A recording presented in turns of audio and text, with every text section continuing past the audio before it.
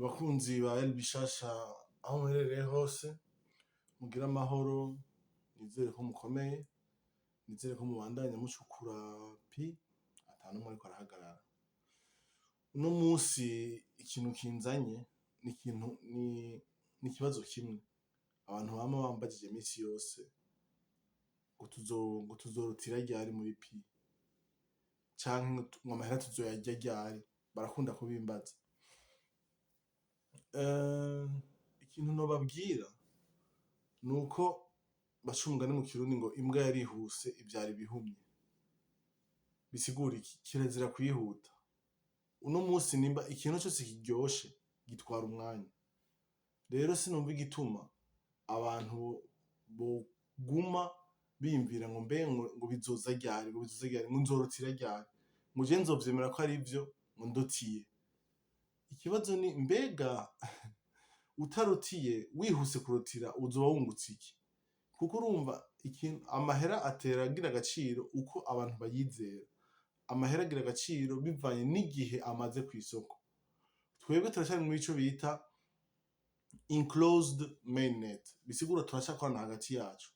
Hari kuba atabimenye, harigeze kubaho mu misi iheze aho abantu bahanahana ibintu bakariha mu mapi. Bisigura iki? Muntu wese utegereje kuzovunja mu mayero canke mu madolari, yego bizokunda, hashobora kuba hasigaye n'umwaka udasigaye kugira bikunde. Ariko tukirindiriye tutarashika kuri ivyo onye, nimumenye neza yuko ibintu vyose vyiza bitwara umwanya. Rero nimureke, hari mbesha nabivuga ngo iki? Sinzi nabivuga mu kirundi, abaza kubishobora mumbwire munyunganire hepfo mu majambo, mumbwire muri commentaire, na commentaire sindamenya ingene bakivuga mu kirundi, munterere mubwire ico mumbariye, mumbwire kuvyerekeye crypto-money. Crypto-money bayita gute? N'amafaranga badakorako ngira, n'amafaranga ngurukana bumenyi. Hari amafaranga ngurukana bumenyi arenga ibihumbi 26,800. Ibihumbi 26,800. Ayo mafaranga si make. Urumva rero uje ugahuruduka ugakorokeramwo ucuba nk'abandi. Ariko ubanza ugafata umwanya ukitonda ukagira ibintu vyinshi bizoherekeza pi, uzosanga tutanakeneye kuyavunjisha. Tuzoyakoresha hagati yacu, tuyahanahane. Sinzi ko muvyumva. Hanyuma mu gihe bizoba biriko biraba, twe tuzovyungukiramo kuko twe turaba pionnier, twe nitwe twatanguye. Ntimwibaze ngo uno musi kubera ushobora kuronka pi umuntu agushizemwo ngo bizokwamuka, ngo hazokwama hariho pi gusa. Oya, suko bimeze. Kandi ikindi naco, irya pi uronka kwa gusa ugize KYC uca uyisubiza, kuko urariha pi imwe ugiye kugira KYC.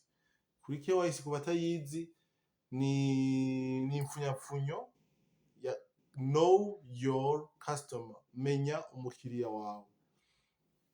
Ikintu rero muteza kumenya nuko mu vy'ukuri si vyagusa, gusa n'ibintu vyoroshe cane kuronka, abantu barabisuzugura, ariko nimumenye yuko mu gihe biriko biraba ata kintu catari na kimwe kigoyemwo.